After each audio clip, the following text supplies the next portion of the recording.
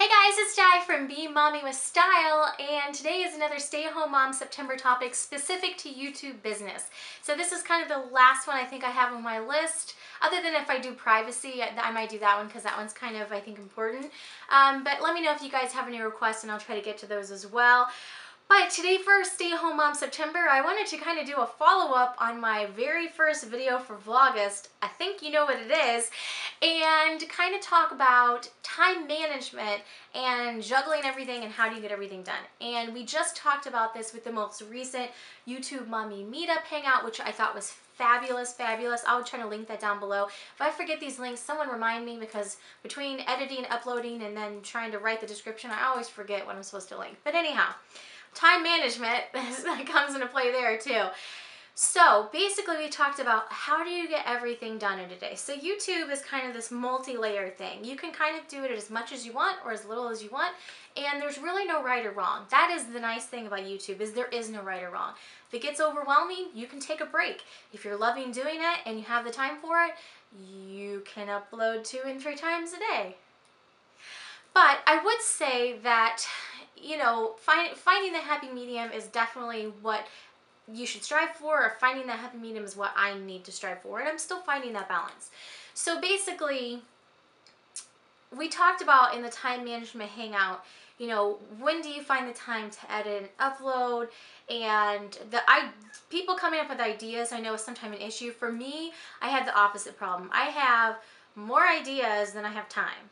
So finding that balance between all these ideas and all these, I get series ideas of all these different series that I want to do, and I want to do all these crafting projects, and you know, I want to do this and that, and I have all of these ideas. I just don't have time to film them all, and quite frankly I don't have time to do them all. There's a lot of craft things that I would do if I had more time, maybe when my kids are all in school full time, but for now I just kind of have to work with what I have. So that brings me to the first thing. I am lucky because both my kids are napping. If you're seeing me sitting down like this and there's not anything whizzing past my head, that probably means my kids are asleep.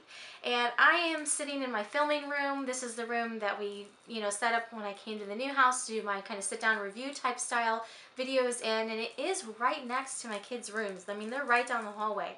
However, my kids are pretty heavy sleepers, and once they fall asleep, they're asleep. So I have a couple of really positive things working in my advantage there, to the fact that my kids both still need naps. Even Isabella at 4 is asleep in her room right now. My kids both still nap, and once they fall asleep, they're out. So me sitting here talking is not going to wake them up. So you kind of have to take your own situation into account there. If you don't have kids that are sleepers, maybe quiet time will work for you. Or like Dana, I think, said in the hangout, she actually just does most of her videos when her kids are asleep, and if something goes whizzing past her head, as long as it doesn't hit her, it just stays in, and if it needs to get edited out, it gets edited out. So you kind of have to work with what works with your life and your schedule and that sort of thing. A lot of my editing I do get done at night after the kids are in bed, and that was really kind of the, no, I don't want to say conflict because I don't want this whole thing to start over again, but anyhow, that was really the kind of resolution that I had to come to, and my husband and I were chatting about it, because it got to a point where I was uploading so much from literally the months April through July, that I was editing every single night after the kids were in bed, which is great because I'm not editing when they're awake, so I'm basically 100% available to them when they're awake, and then I'm running as soon as they fall asleep to go film or edit. But that kind of left a gap there for some wifely duties. So I went ahead and I have worked it out now to I do more batch filming. If you notice the past 3 videos for Stay at Home Mom September, I have been wearing the same shirt. It's because it's the same day. I've not just been sitting here for a week in the same shirt. But the batch filming, and then I can batch edit them all at the same time, really helps. Because one of the things about editing that I think that a lot of people, we forget to say, it's not just the sitting there editing out a clip and moving things here and there. A big part of the editing is actually putting the files on your computer, waiting for them to get all on your computer, moving the files into your editing program, waiting for your files to get in your editing program. That waiting, the processing time is a big deal. And yes, you can be doing other stuff while you're waiting for things to process, but then usually what happens to me is I'm waiting for the files to go on my computer, and then I go do something else and I forget about it and I don't get back to edit. So I try to like hang around my computer, which usually at night it's just me sitting and watching TV on the couch, so it's not that big of a deal anyways. But I kind of have to stay attentive to it, so that way it's not been done processing for 20 minutes and I've lost that 20 minutes of editing time. Anyhow, not what this video is about. So finding that balance of when you are available to film, when you are available to edit is a big deal. And then finding that balance of how many days are going to be optimal for you to upload. Honestly, for me, I really should be uploading 3 to 5 days. I realize saying that is not what September has looked like. But if you look back at September, the majority of the videos that have been scheduled and uploaded for the past, I don't know, this is probably going to be uploaded at the end of the month.